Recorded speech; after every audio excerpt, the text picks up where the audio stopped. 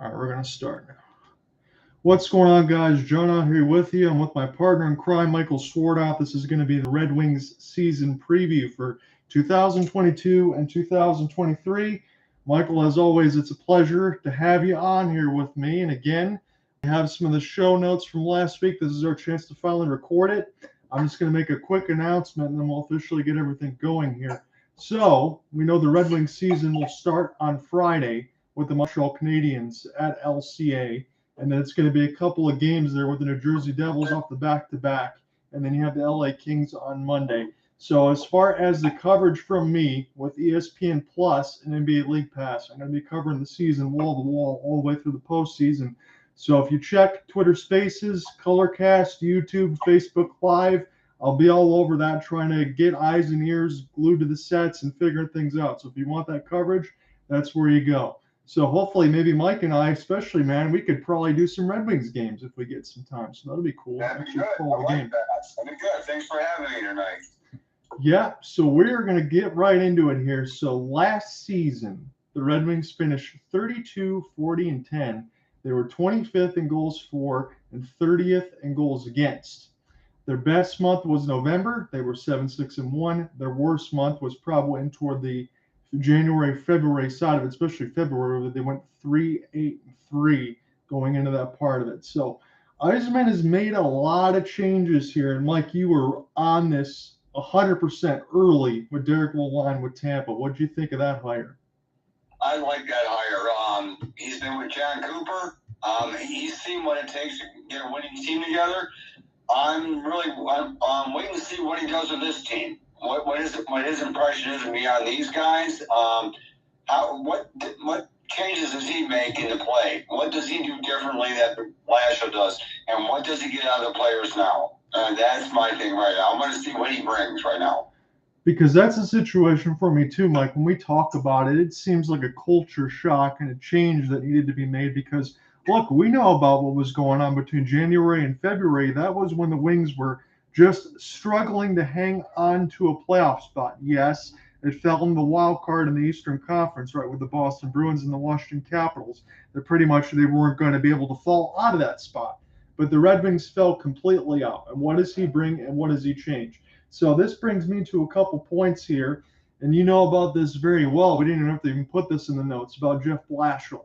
I would consider Jeff Blashill and from Derek Lalonde as a good organizational punching bag. And I don't mean that in a disheartening way. He did everything that he was supposed to do, but at the same time, he did not get the team that Derek Lalonde just inherited. It seems like Steve Yzerman, with all these moves, and we'll go over them in a second, is trying to make sure that Derek Lalonde doesn't completely fall on his face in year one. Do you agree? Oh, I agree with that. Yzerman made some shrewd moves this year. I'm curious how this pans out and how he gets these guys to gel together, how he gets these guys to work with each other.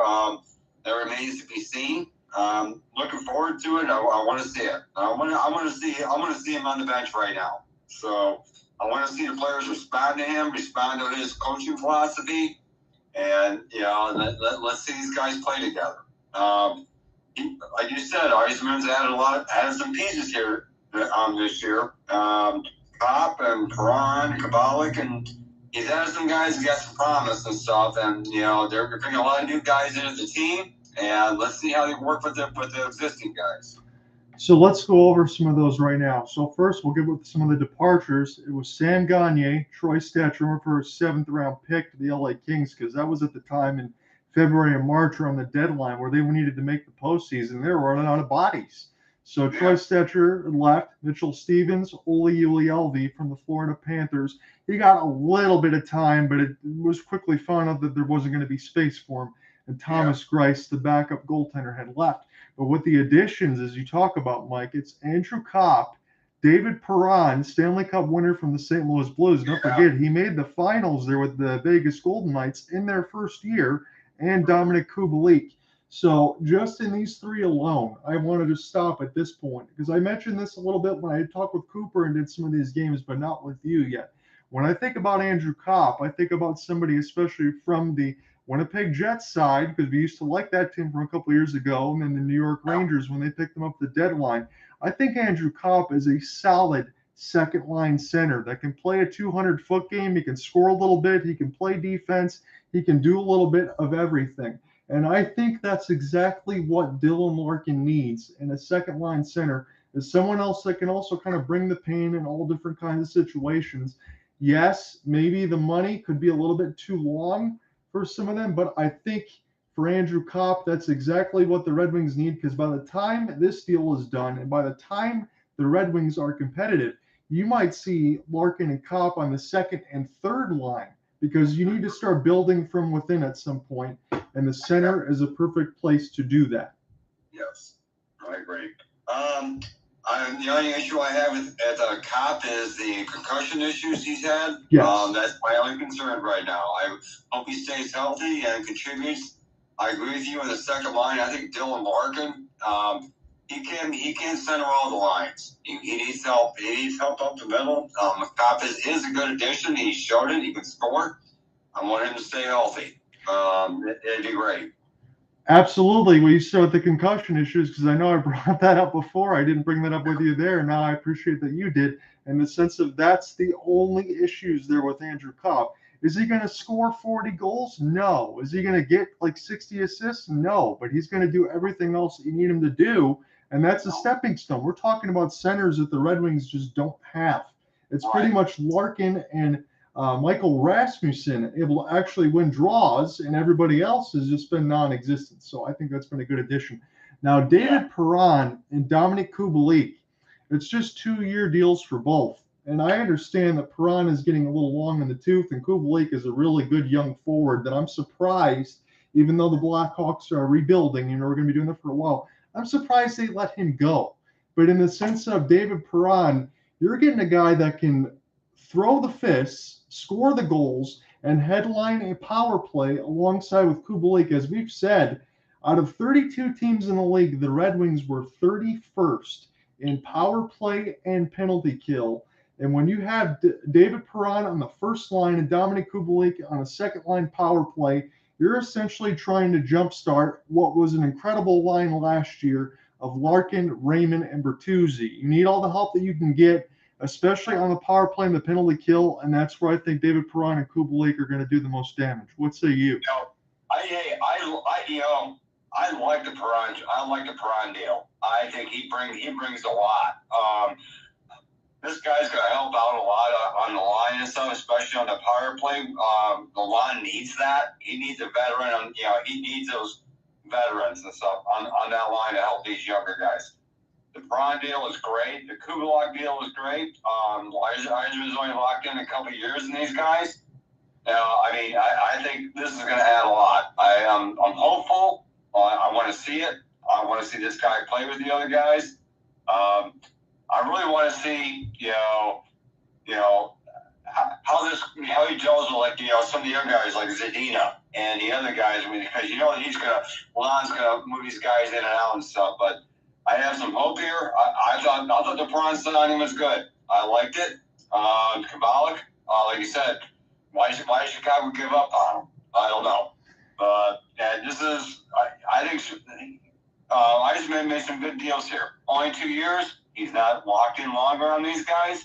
So I think this is good. I like it. So I'm going to go with some of the smaller other good moves before I bring in my one question mark here for you, Mike. So for Olli Maatta, it was just a 1-year deal for about $700,000. So I know Olli Maatta doesn't have a lot of points. I think he had less than 10 points, but he's a guy that you could honestly put on the solid second line defense, and he can play defense and be good at it. So there is no really catch-22 with that one. We'll see what Olli Maatta does in a proving ground deal. So here's an issue here with Mark Pysyk and Robert Haig. Haig took a puck in the face in the preseason. He's not going to be available to start the year, and I think Pysyk's also out for the entire year because of an ACL tear. So you will not see those guys, so that's not even going to go against your cap, and they were only 1-year deals anyway. So my one question mark for the defense before we even get into our goaltender there is Ben Chiarot. And I'm not saying this as a disparaging remark. I think Ben Chiarot can be a good defenseman.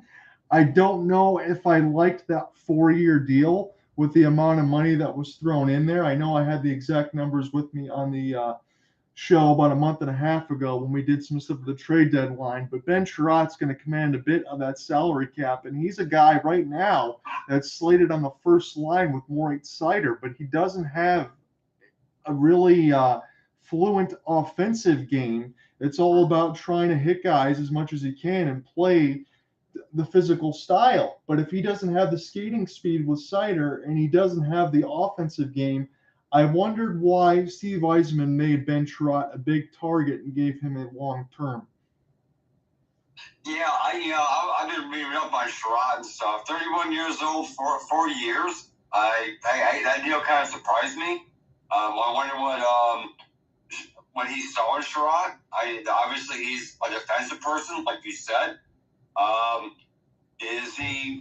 Is Yzerman going to let let Seider do a little more offensive stuff and keep Sherratt in the back end and make sure that, again, like you said, his speed, his skating, can he get back there? I mean, don't this guy take stupid penalties and do stupid shit? I know he had an issue with a headbutt the other year. 4 years, man. Why did he get 4 years? That's my question. I do not get that. I can see 4 years for a center for Cop or Yes. a defenseman. I'm not getting that. I just, what did Yzerman see in him? What did Yzerman think? I know he had his best year last year, and he got a 4-year deal this year with Yzerman. So let's see how it plays out.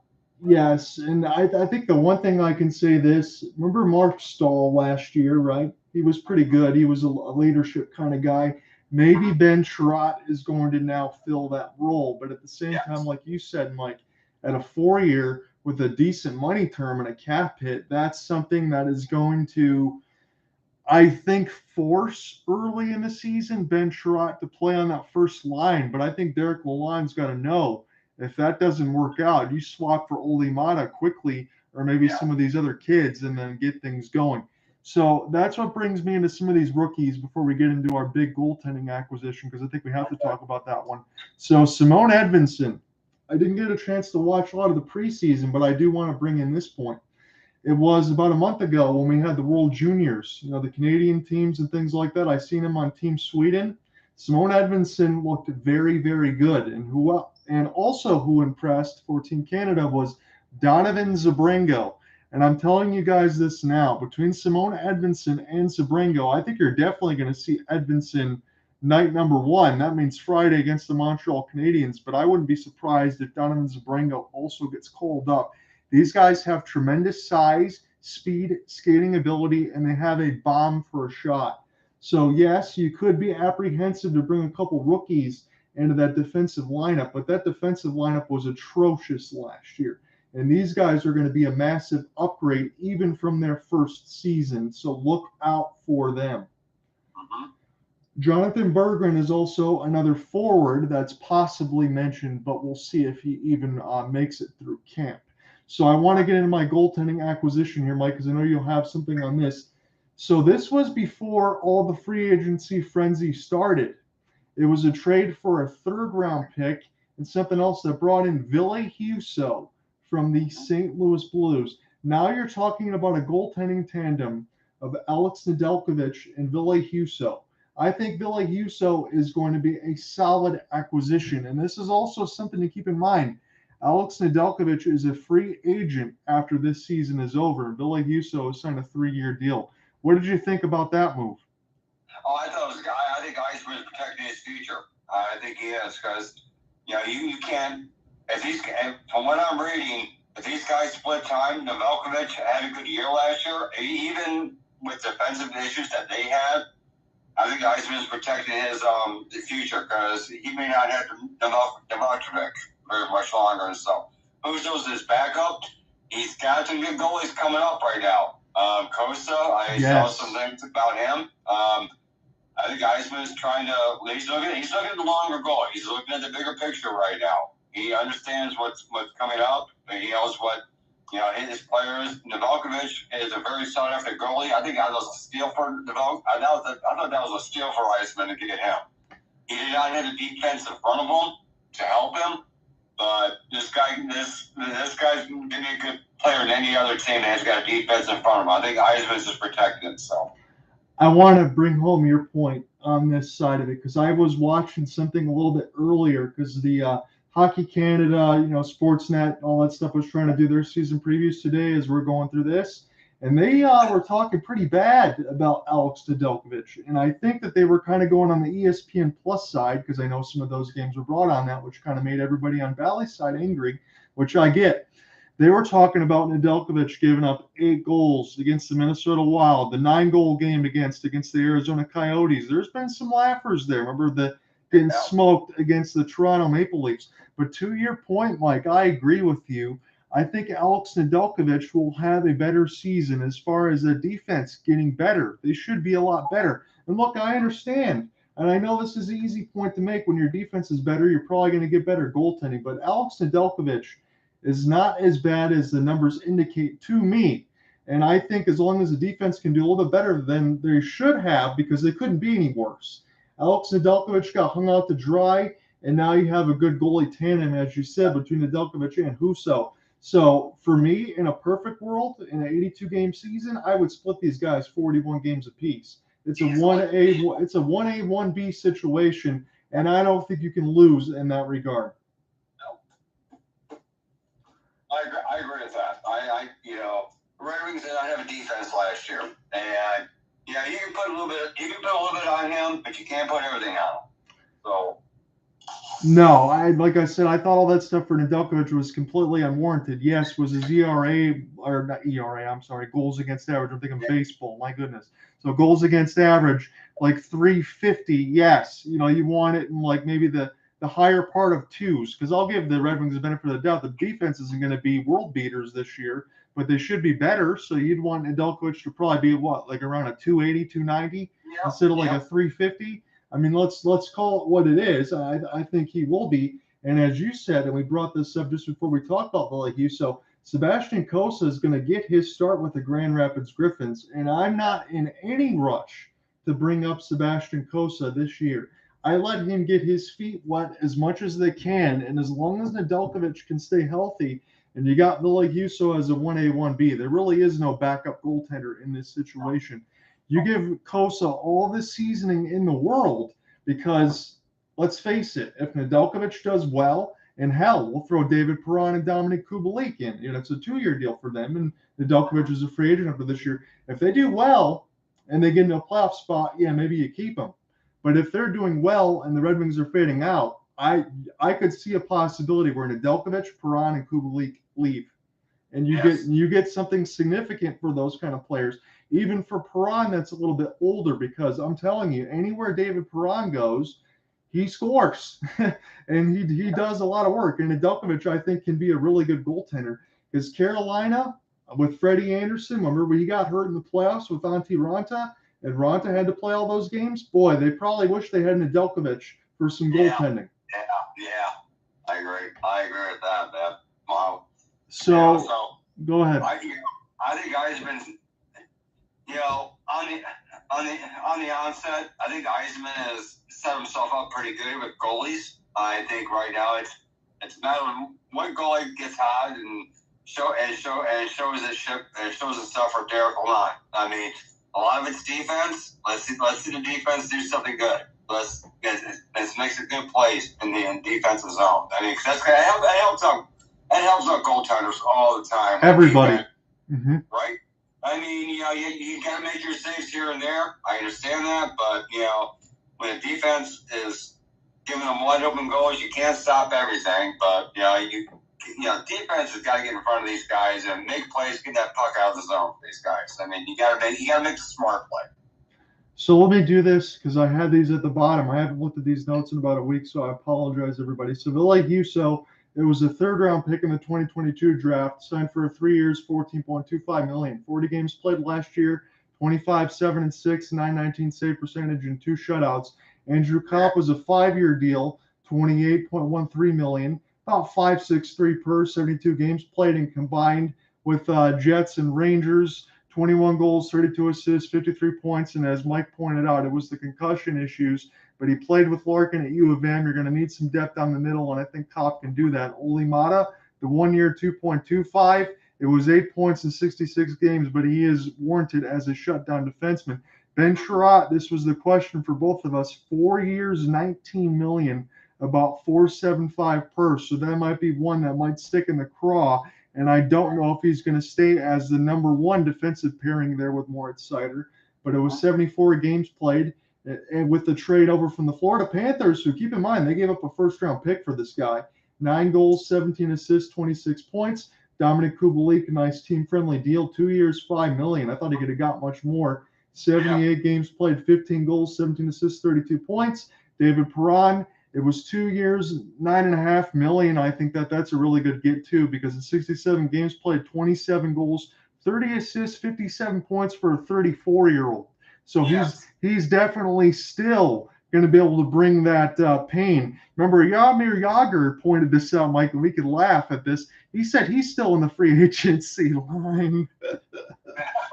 So if he's still there, David Perron still got a long way to go there. So those were just some of those numbers before I wanted to move on here. So let's talk about it. I'm going to go over this quickly here, and if you have anything that you want to chime in on, be my guest. Center depth, probably going to sound like this. Dylan Larkin, Andrew Kopp, Pius Suter, and Michael Rasmussen. Let me end this here. I apologize. So we're good on that side.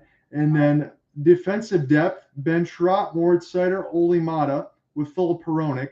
And then with Pysyk and Wallman, I forgot about this. Jake Wallman's also out to start the year. He was one of those guys with the Oscar Sundqvist trade that moved Nick Leddy. He's going to be out. So Jake Wallman was a guy, when I went to the game on March 22nd, he was a guy that could skate a lot and shoot bombs. So he was one that went into arbitration. He wanted a big deal, and I think he ended up signing a 1-year deal as Yzerman was able to get him to stay. And he's going to bring in some good defensive depth, but they got to get healthy because it's no Pysyk, no Wallman, and no Robert Higg. So that might mean Jordan Osterley will be on the third line side, and Simone Edvinsson probably won't start on the first line, but he's going to be here, and maybe Donovan Zabrango gets a shot. Does that sound pretty accurate to you as far as the lines would be? Yes, it does. I mean, Yzerman's got a lot of guys stacked down in the lower leagues, like Grand Rapids and stuff. He's got the people that can come up and do something and stuff. He can give him a chance and stuff. So it's Yzerman's got players that are ready to go. He's doing his best to keep the defense together. I mean, I don't know how it's just hard to say how these guys are going to play. I want to see how they are going to be when the season starts. How these guys gel together. Do they know where their positions are and where they're going to be? I mean, it's kind of the thing with me. I want to see these guys shut down. That's my whole thing. Yeah.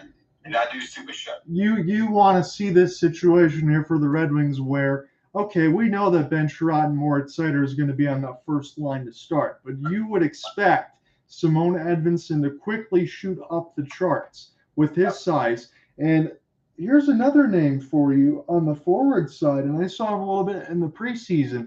How about the Swedishman, Elmer Soderblom? He's 6'7", folks. He's a tree. And I saw one of the games in the preseason where he just outskated the Maple Leafs and threw a wicked backhand on goal and beat Samsonov. And Maple Leafs goaltending situation, that's a whole other show for us. That could be interesting. But Elmer Soderblom might be one that would get some time if they don't get a lot of seasoning there in Grand Rapids. So don't expect to see Kosa this year, but I would expect to see Edvinsson, and I would at some point toward maybe March and April, maybe see Seider and Edvinsson on the same line that could have a lot of Red Wings fans salivating. Can we just put Soderblom in front of the net right now? And just let him sit there? he could, you know what? You would hope that he would be the next iteration of Tomas Holmstrom. The way that he is. Black goalie, right? So let him just sit there and but whatever. I mean, he's obviously more than that. He's a big body. I want, if they're going to dump the puck into the corner like that, I want him to get that puck out. He's got the big body. He can push these guys out of the way and get that puck. I want to see puck control for him. That's what I want to see. We begged Anthony Mantha to do that for years. Yeah. So Anthony Mantha would not do that. Anthony Mantha was not that kind of person. He was opportunistic. He just wanted to sit in the spot and get fed. That was his whole goal. So, Mike, I'm not going to keep you too much longer here. So I appreciate you being on because I wanted to shoot this for about 40 minutes if that was cool with you to make sure everything was timely. So, team leaders here.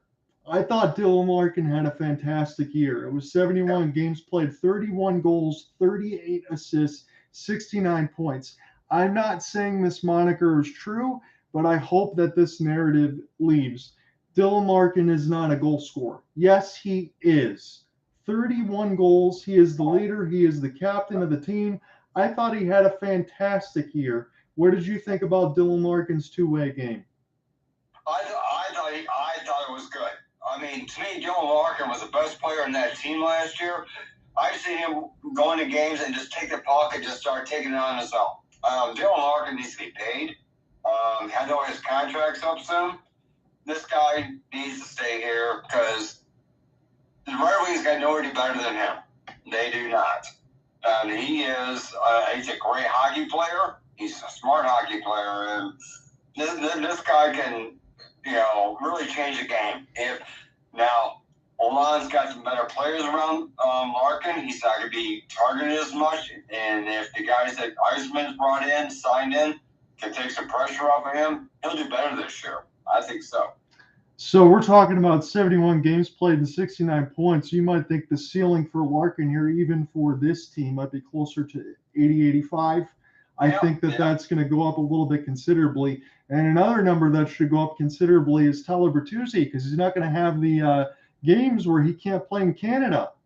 Because it's 68 games played, 30 goals, 32 assists, and 62 points. Whether or not you agree with the decisions, and this isn't a show for us to talk about all that stuff, but I'm going to bring in again, Tyler Bertuzzi is the only other guy besides Larkin that was willing to do all the other dirty work. And again, it was 30 and 32 across the stat board there for Bertuzzi. So you're talking about a first line, and I'll bring up Lucas Raymond here. All 82 games played, that's wonderful. 23 goals, 34 assists, 57 points. You're talking about a first line on a rebuilding team, as Steve Yzerman would say in his fourth year. But this is one of the better first lines that we have, I would think. As far as the young talent and the depth, yes, I will say this about Lucas Raymond, as we all know. He slumped a little bit toward the end of the year. There's no doubt about that. I think it's easy to say he hit a rookie wall, but he did play 82 games, and he does have a goal-scoring ability. And who's not to say, okay, we probably both agree, Mike, that Larkin, Bertuzzi, and Raymond will be the first line, and they won't be shuffled much. But still, you get lines mixed in throughout the game. We all know this. There's changes. I think he can fit in well with Kubalik and Perron, and Raymond can do a lot of damage because Perron would command a lot of attention. So I think with all the other stuff, like you said, with Larkin, Raymond could have some of those same opportunities where he's not going to get keyed in all the time because there's just better talent on this Red Wings roster for these forwards. I'm going to make a point here and stuff. I mean, I'm looking at the stats for Larkin and Bertuzzi. Overall, last year, Larkin had 69 points, played all his games. Bertuzzi played 68 games and had 62 points. And he didn't play in Canada last year. Right, so, and they missed him. Yes. He got, so I'm just, I'm 69 points, 2 points. Bertuzzi didn't play the Canada games. I just want to make that point right now. Bertuzzi is a great player. He loves getting the corners. He loves taking that crap out. And that's the guy you want. That is the guy you want to get in those corners and getting that puck out and fight for that puck. I'm just looking at the points right there. Only a 7-point difference between him and Larkin. And considering, like you said, he didn't play in because you played those same teams 4 times in the division. Right. So that's a Right. considerable amount of time that Bertuzzi missed because of all of that. Not to Right. mention when you go in the Western Conference and you have Calgary, Edmonton, Vancouver. There's a lot of time that Bertuzzi can miss that you can play. So we really believe with Larkin at 69 and Bertuzzi at 62, I think these guys could probably at least get to 80, 85, and that's going to get the Red Wings some more points in the standings. Right. So I think Eichmann was good about bringing other players on the second that they go in the second, third line second that can score points. And so the other opposing teams cannot just focus on the first line. No. So that is a key, right? That is a key right now for this guy. And let's not forget this man. He could fastly, and I'm not going to discredit Larkin here because I still believe he is the best player on the team, but I think Moritz Seider might have something to say about that in a couple of years. 82 games played, 7 goals, 43 dimes for Moritz Seider for 50 points, and he won the Calder. The 19-year-old was fantastic. What did you think of Seider's game? Oh, Seider was awesome. I mean, a rookie guy coming in like that and scoring 50 points. I mean, what else could you want? The guy was great. I mean, you give him a good defensive pairing, the guy will get better. There is no doubt about it. So you put him alongside Sherratt and stuff, turn this guy loose. Let him run.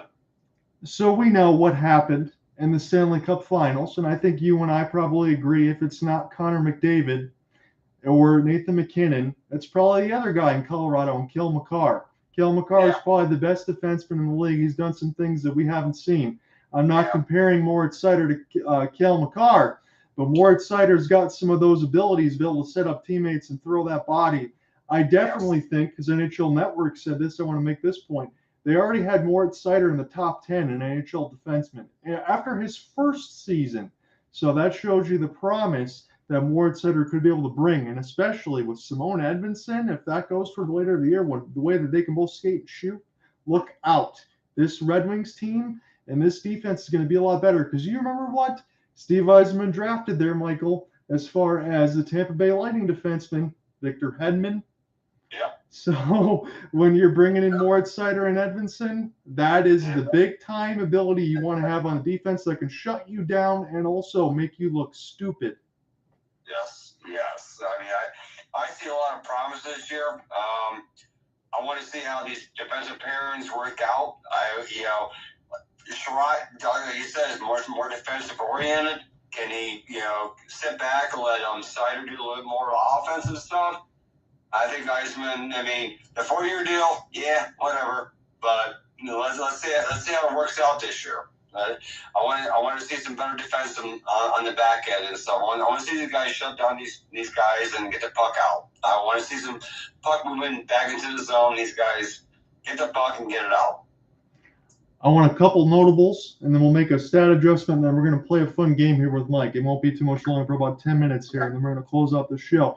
So notables, we can't forget about this, Mr. Sword out here. So big-time injury is going to start the year again, and I feel so badly here because he's battled injuries so long, but I feel like this guy is a definite, really, really good player. Robbie Fabry, 56 games, played 17 goals, 13 assists, 30 points. He's not going to be back till about March. And you can't forget, he signed a 4-year deal with about $5 million per. So Yzerman really wanted to give this guy a chance. He's been good for the Red Wings, but he just can't stay healthy. And this is one of those situations here, Mike, and you can look probably farther in the notes. I might throw you a softball, or you might think of another name. What is the biggest name this year that needs to make the biggest improvement for the Red Wings to get to where they want to go, which is a possible playoff spot? Oh, God.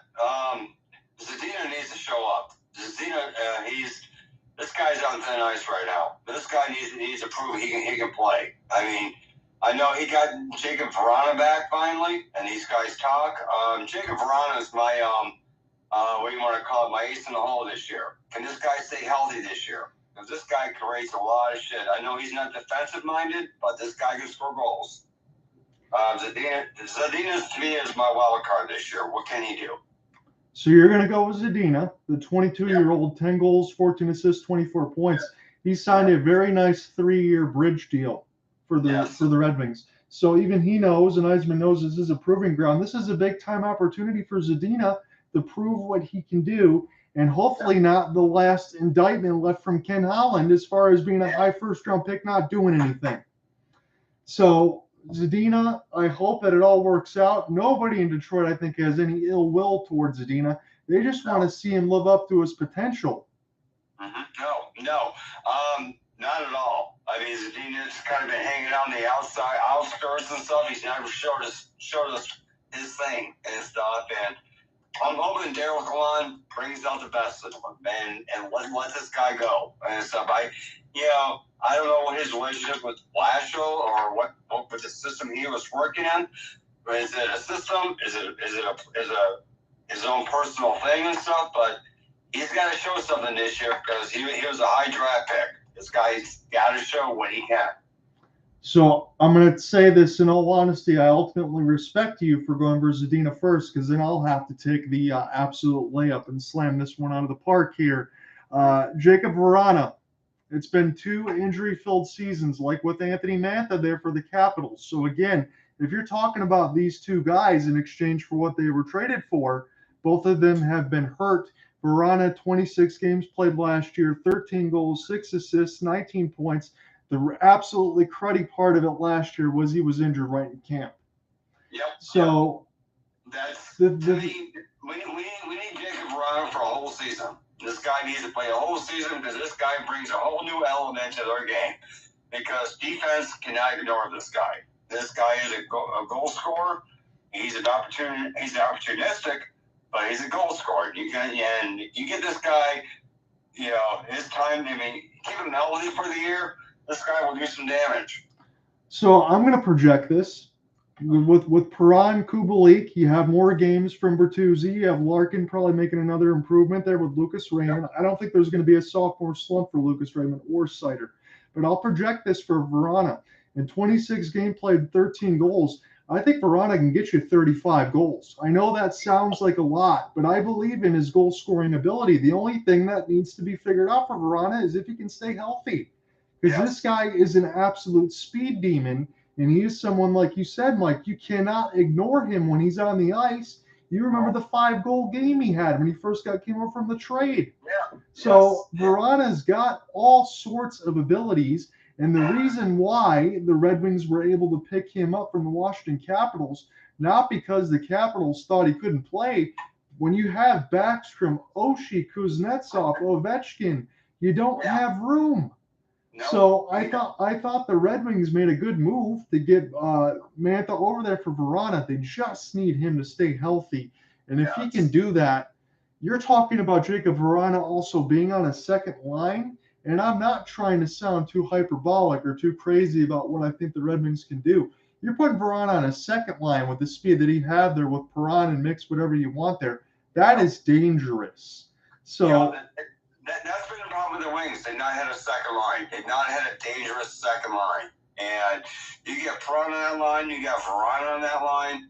This gives a lot of options. I mean, this is what you need. You can't be a one-line team anymore, right? You've got to, Eisman did this just for this reason, I think. I think he needs, if Vrana can stay healthy, this guy can hurt. This guy's going to hurt some teams, So because I absolutely agree with you on that point, let's just bring this home real quick, and then we will close out the show with the game there. Okay. So expiring contracts this season. And I'm not going to sit here and say this is an emergency because Yzerman has said many times that he wants Dylan Larkin, and I don't think it's window dressing. He knows what kind of player he is. He wants him to close out his career in Detroit. I think that extension will get done. But here's some other names. Tyler Bertuzzi, Pius Suter, Oscar Sundqvist, Adam Ernie, Oli Mata, Jordan Osterley, Jake Wallman, Mark Pysyk, Alex Nedeljkovic, and Robert Higg. Here's a couple interesting ones here for me. Tyler Bertuzzi. I'm not saying he's going to get traded this year, but I do think, and I'm projecting this here, Mike, and you might laugh, but I mean this. So between Jacob Vrana and Tyler Bertuzzi, remember Yzerman now is in year 4, and I do believe Yzerman knows how to make trades, and he's got good clout with other GMs in the league. I do think at some point, I know we've talked about this in private, I think Yzerman's going to make a really, really big trade at some point. It's probably not going to be this year. But if you have Jacob Verana and he shows out healthy, and Tyler Bertuzzi might command a little bit too much money because you got to pay Dylan Larkin. I imagine Larkin or Bertuzzi stays, not both. That would be my guess. Maybe both in a perfect world.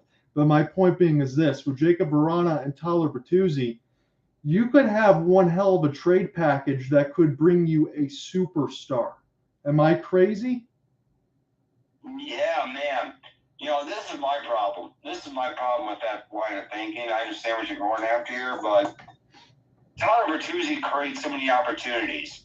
I mean, this is a guy that'll get into do the dirty work for people. And, man, how do you replace that? How do you replace the guy that can get behind the goal and work that? I mean, that's one of the problem with that. I understand where you're coming from this. I mean, and if a trade happens, who do you get for this? I mean, you need more than just a pure goal scorer. You need somebody that can get in the corners too. I'm just, like you said, you got 1 year left, and we'll see how it goes from there. But man, so here's my question: how would you not want Bertuzzi on your team? Why would you not want to pay this guy? Mm-hmm. I mean, he's young. He's shown what he can do.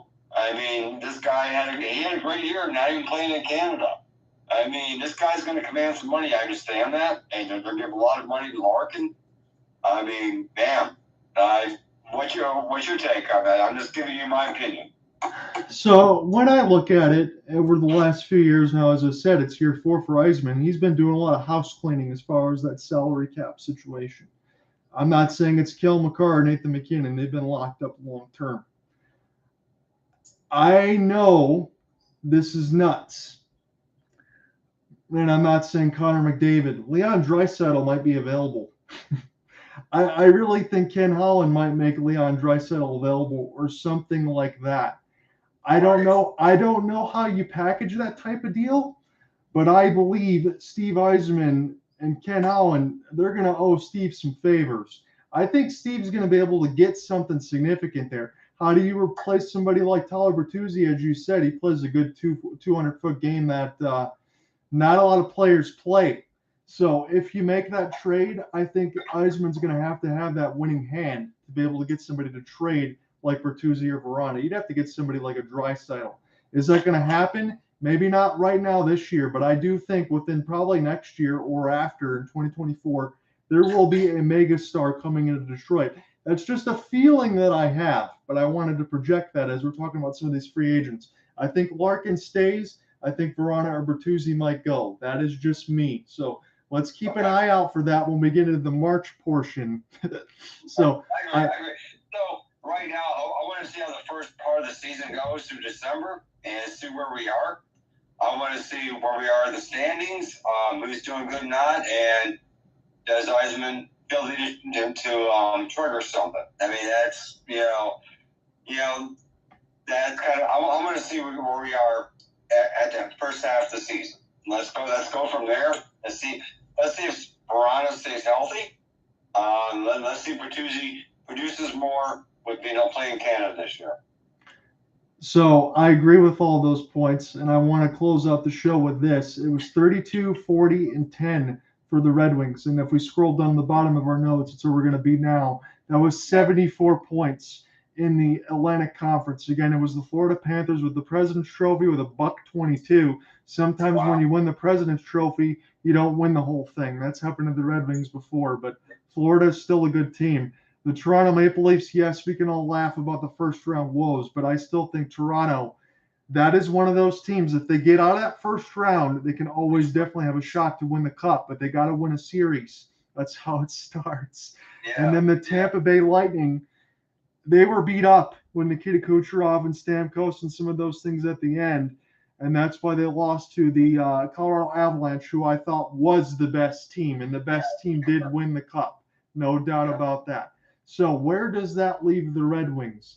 They were third from last. It was the Canadiens with 55 that should be on the Connor Bedard watch. And the Ottawa Senators, let's make this note here, Mike. Claude Giroux, Josh Norris from Oxford, Michigan, some really good signings there and re-signings. The Ottawa Senators are probably the sexy pick in the offseason to do a lot of damage, but it might be the Red Wings that do some more of that damage, knowing that they have some other veterans there. So I bring it to you like this, because it was the Bruins with 107, and then it was the Washington Capitals with 100, and the wild card 1 and 2. So obviously the Red Wings were way out of it. Tell me a team in the Eastern Conference this year that makes the playoffs, and tell me a team that moves out of the playoffs. Rangers in. I thought Gerard Gallant did a great job with that team. I want to see him go a bit further in. Tampa Bay, I'm worried about their time window. I think they are getting at the edge of their players right now. Even with Washington, man, they've kept the same core for years, right? I mean, how long can these guys keep going, right? I mean, they've got any fresh blood coming up, but the Rangers I liked last year, and I'd like to see them go a little bit further next year. I think they're on an upward trajectory. So let me rephrase this like this: if the Red Wings were to get in, who has to leave? You think Boston or Washington loses a playoff spot? I'd go with Boston. I think I'm always going to carry Washington to the playoffs again, as usual. He does. Again, this all comes down to everybody stays healthy, right? Everybody stays in the game and stuff. Tom Wilson doesn't do stupid stuff. He keeps his game together. The Florida Panthers last year, man, like you said, President's Cup trophy. What happened to them? What do they do? What do they do this year to get over that hump? Right? I don't think they end up with 122 points. They lost Jonathan Huberdeau to Calgary. Yeah. So that's a big loss.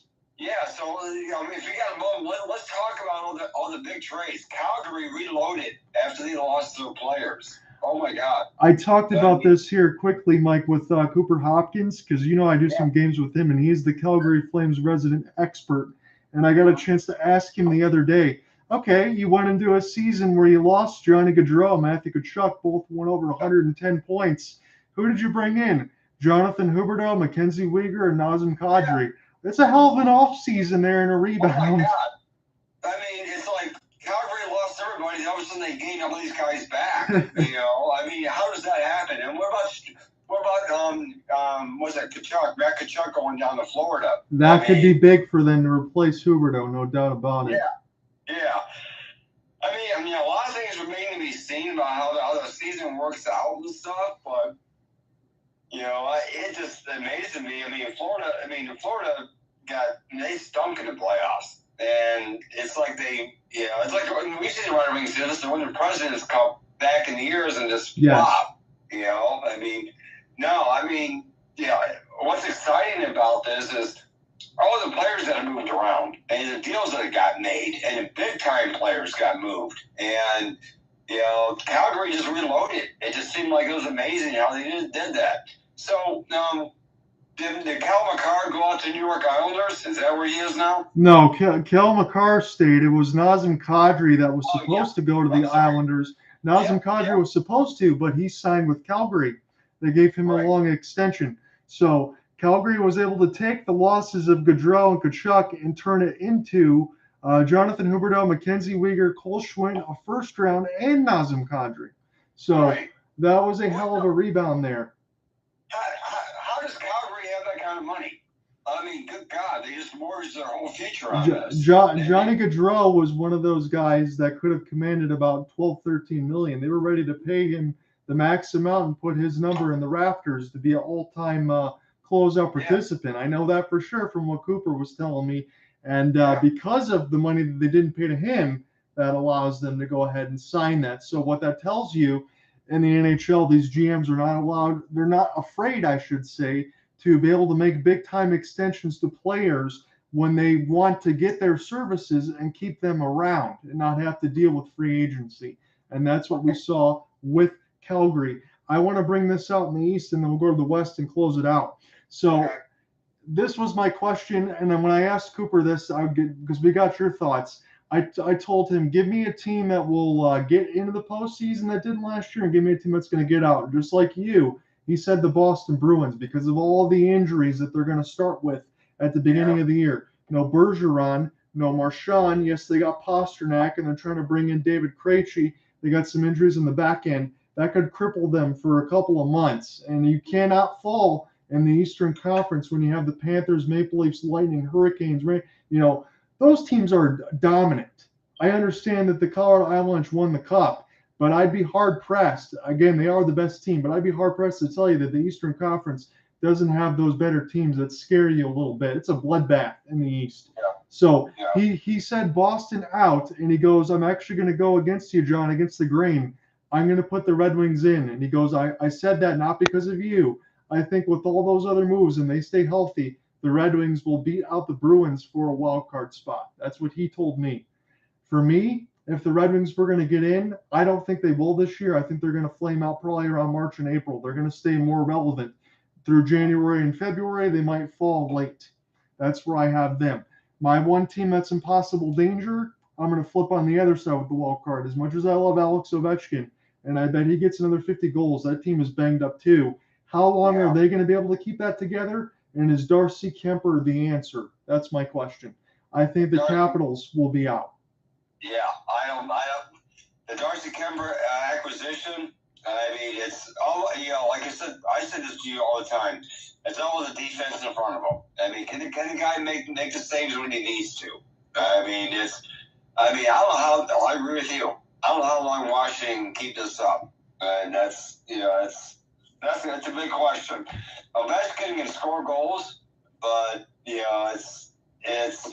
how long can this guy keep going? I know the guy's he's a robot at most parts and stuff, and how long can he keep doing this and stuff? And when's his breaking point? When does he say, okay, he's got his cup, he's done? I mean, man, I love Ovechkin. I agree with you. Washington is on the edge. Either they make the playoffs barely or they're out. And they're just. Their window was.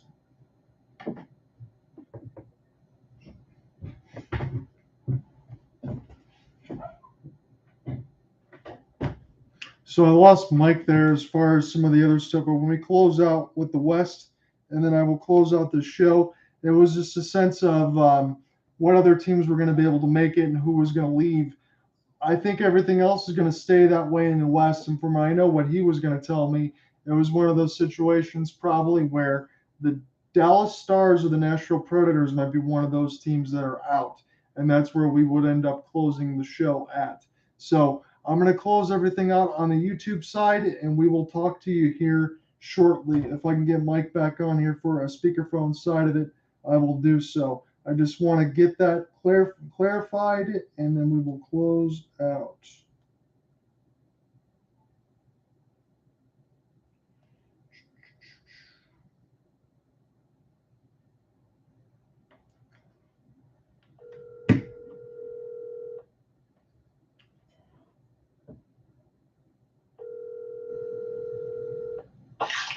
So technology with phones dying, that's what happens throughout the show. So the one last thing I wanted to do here on the West. So we know Colorado is going to be where they are with Minnesota and St. Louis. I don't think we have any conjecture as far as them leaving. That's not going to change. So Calgary, Edmonton, and the LA Kings. I think the LA Kings might actually fight for a number one spot. That's how much I think of their rebuild and things like that. So I don't think we have any concerns on those teams. So the two wild card were in the Central. It was the Dallas Stars and the Nashville Predators. So one team that made the postseason in the West here, Mike, and one team that didn't that you think could get in. Predators in. Why do I think that St. Louis gave up too much? And that's my point. I just think Predators in. St. Louis out. St. Louis out with 109 points. That is a big time conjecture on your part, and I don't mind it. We love hot takes here. So St. Louis is a really good team. That was a hell of a series they had last year with the Minnesota Wild. We will see if that stays. So, Mike, this is the last question, then we are closing out the show. Vegas Golden Knights, do they miss for 2 straight years? Yes. they are heavily strapped. They're done. No, they're out. They're out this year. I don't know. Ever since they gave up the Gerard Gallant, they've been done. And now they're feeling the salary cap issue. They spent a lot of money the first couple of years. Knights are out. They're done. So that's what Cooper told me. He said the Golden Knights are out, and he's going to put in the Vancouver Canucks. That's what he said. So that's what we got, and that's what I wanted to close out. So for tomorrow, I will be doing season opening coverage because of family obligations. It's not the 7:30 game of the Rangers and Lightning Eastern Conference matchup. I'm going to be doing the 10 o'clock nightcap of the Golden Knights and the LA Kings. So we are going to have full season coverage here for you, and I will be in communication with Mike. Thank you so much for all the stuff today as far as maybe going to the Red Wings game. So if I do some play-by-play and you do some color, hopefully that sounds good to you because I think that could be a lot of fun. Yeah, we'll definitely do that on the Twitter Spaces. So again, we got everything that we needed, and I will talk to you soon, man. I humbly appreciate it. Sounds good. We'll see you.